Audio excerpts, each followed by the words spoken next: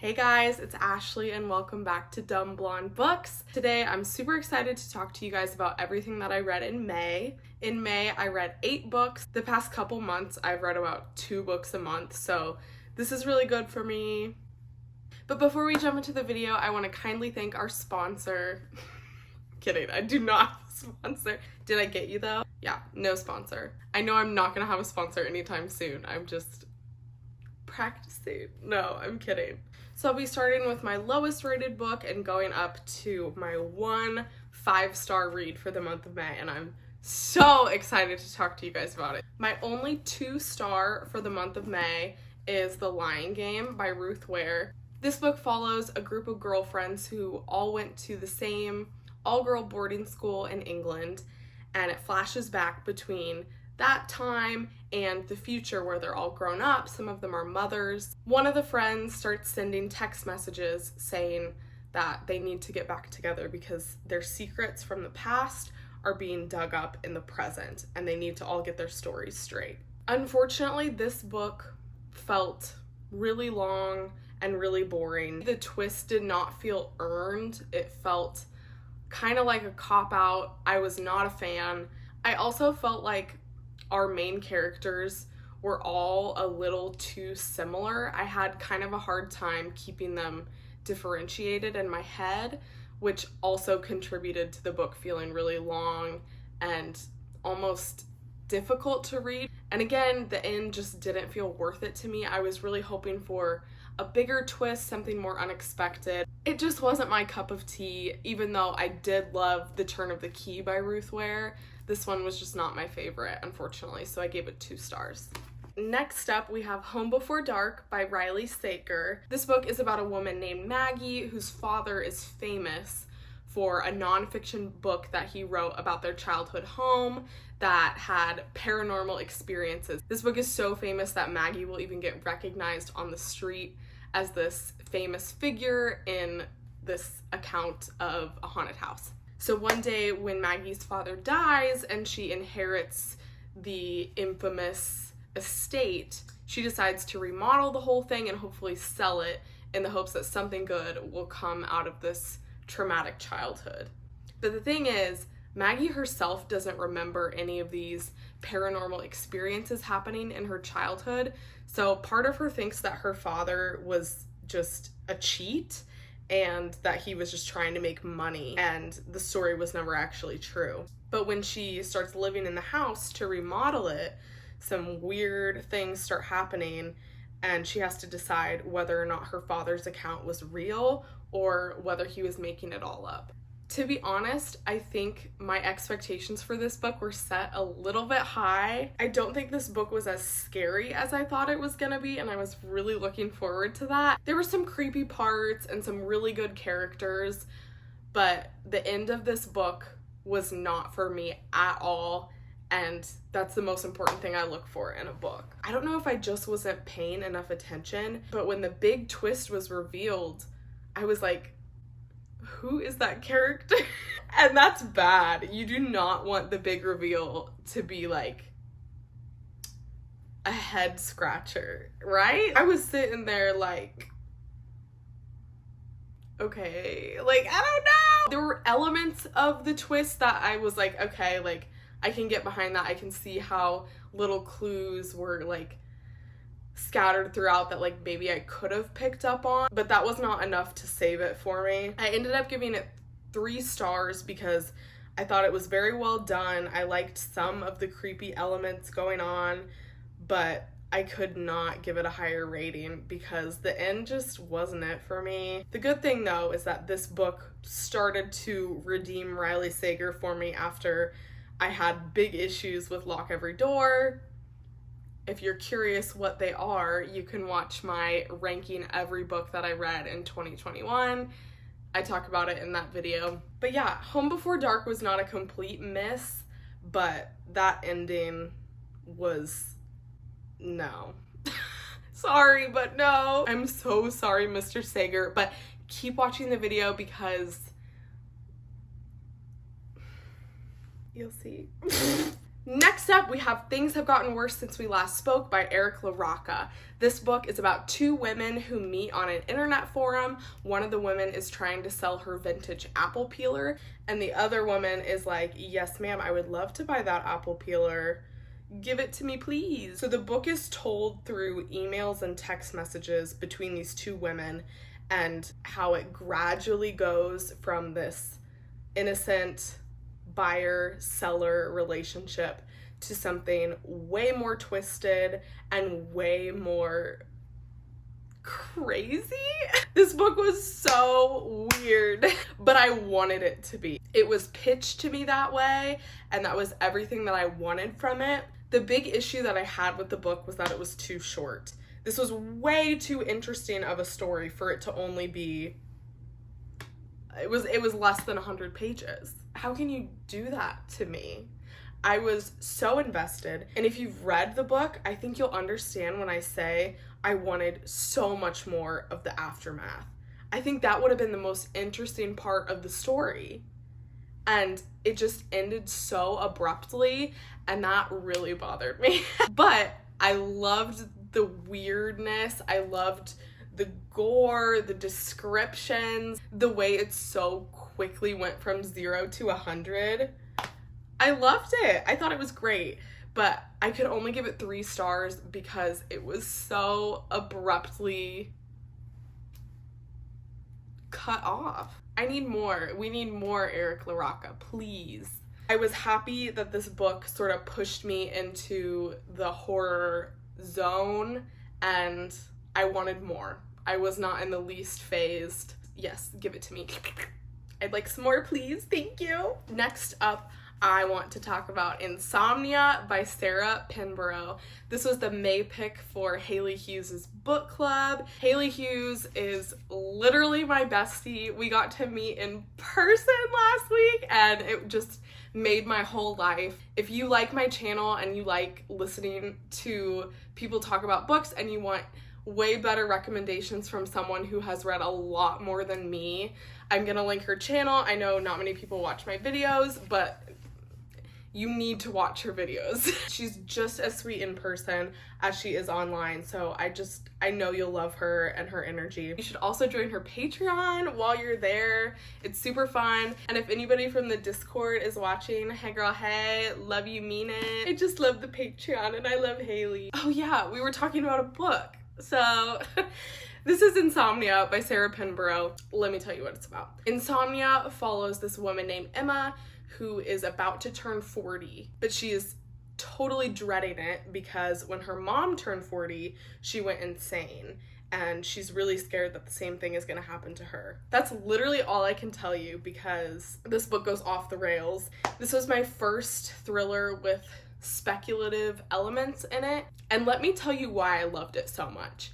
I don't know if anybody else does this, but whenever I read a thriller, subconsciously, in the back of my head, there's a little Rolodex of every twist I've ever read, and I'm going through them subconsciously. I'm not trying to spoil the book, it just happened. I'm going through them all, and I'm like, which one is it gonna be? Which one fits?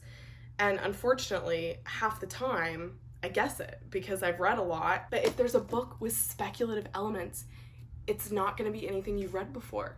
It's just not. And Sarah Pinborough did it for me, and I loved it because it made sense within the book.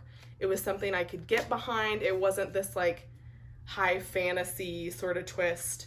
It made sense to me, and I could wrap my head around it, and it was genius. I gave it 3.5 out of 5 stars only because there were some glaring plot holes that I couldn't really get over, and our main character wasn't the most likable or relatable. I really felt bad for her, but I wasn't attached to her or anything.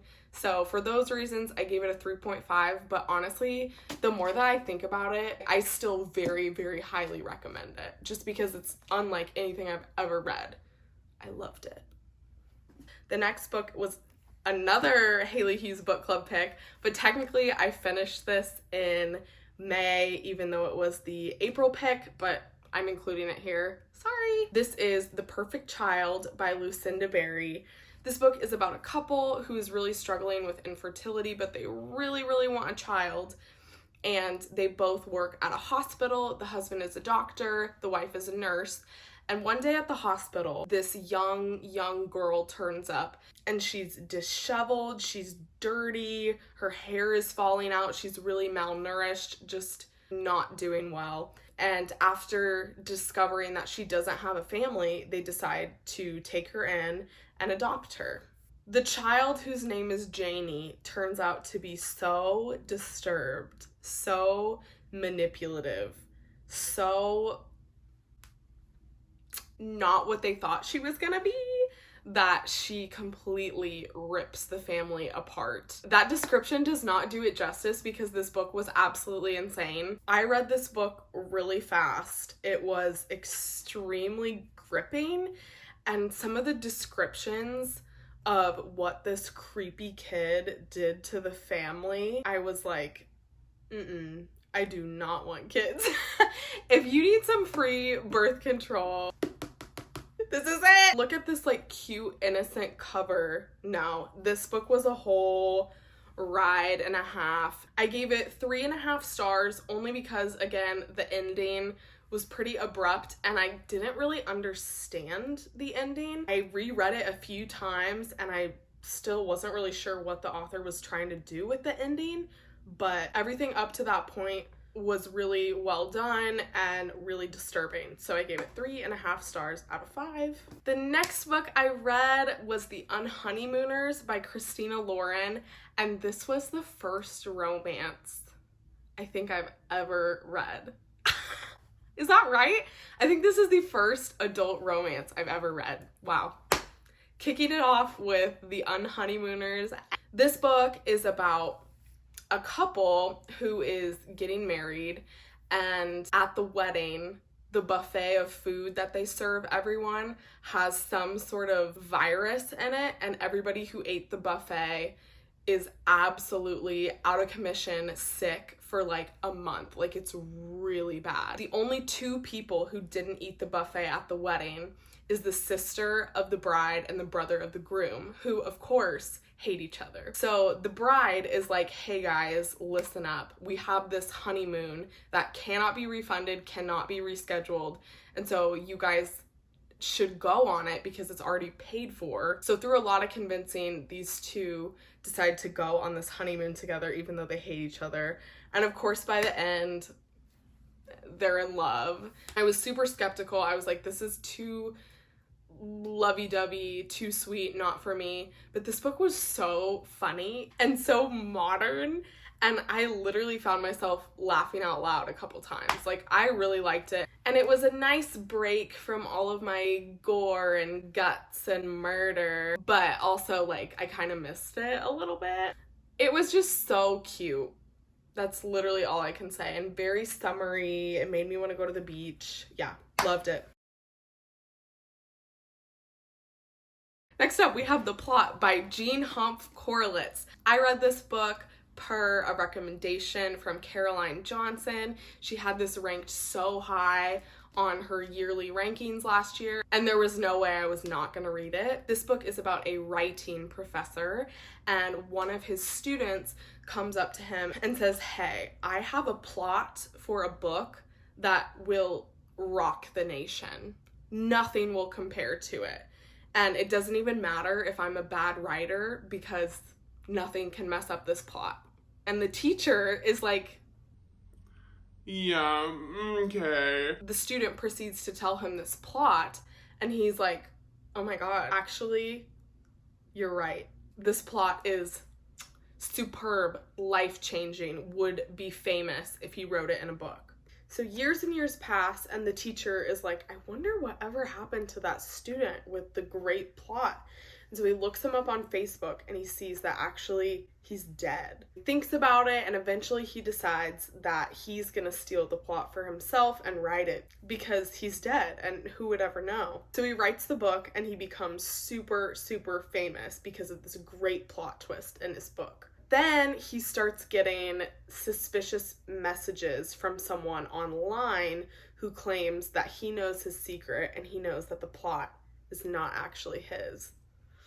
I loved this book so much, and I loved the way that we got to actually read what was in the book. So we switched between chapters of what's going on in the life of the teacher / writer, and then in other chapters we're reading excerpts of the actual book that he wrote, which I just thought was so cool, because I was going to be super bummed if we didn't actually find out what this crazy plot was, but we do. The twist of the book was iconic. I really, really loved it. If the inner workings of the publishing world interests you, or writing and the literary process, or writing teachers and academia, there's a lot of that in there. And just the writing of the whole book was just beautiful. I really, really loved it, and I gave it 4 stars. The very last book that I get to talk to you guys about today is my only 5-star of the month, and it is Survive the Night by Riley Sager. Oh my gosh. So many people do not like this book, and I do not understand why. I could not put this book down. This book was so absurd, but it was never boring, and the twist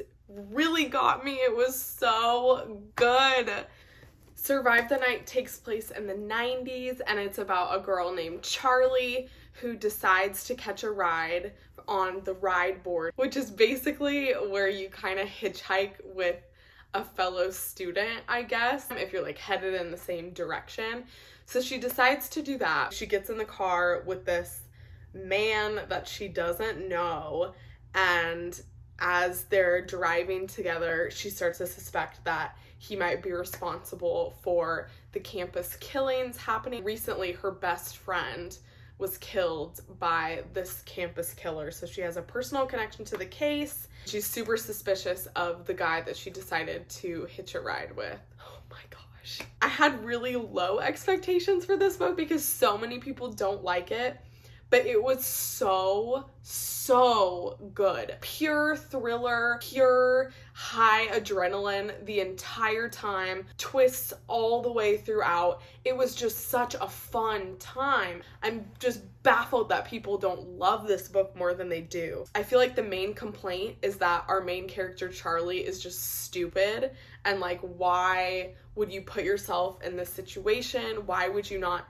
ask for help when you're at the gas station, or like jump out of the car? People just like to blame her, and they just think she's written in a stupid way, but I didn't think she was. You never want to blame the victim, so I was along for the ride. The other important aspect of Charlie is that she dissociates when she's in high stress situations, so she doesn't know sometimes if what's going on is real or not. She describes these moments as if she's seen a movie in her head.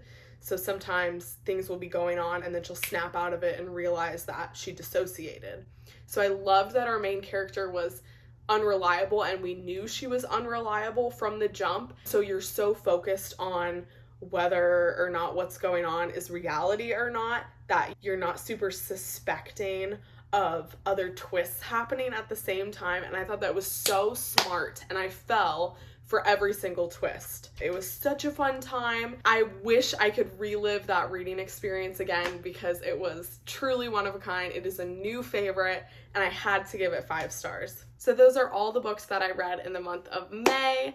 I have a super exciting vlog coming out in the next couple of days that you are not going to want to miss. So if you're not subscribed already, please subscribe. It would mean the world to me. Thank you guys so much for watching. And remember, if this dumb blonde is reading books, you should be too. Bye! To talk to you guys about... what is her name? What is her name? The Plot by Jean Hans... Oh my god, how do I say this? Okay, thank God. Woo! It has stopped filming so many times. I'm so glad we're still rolling. Okay, let's get it going.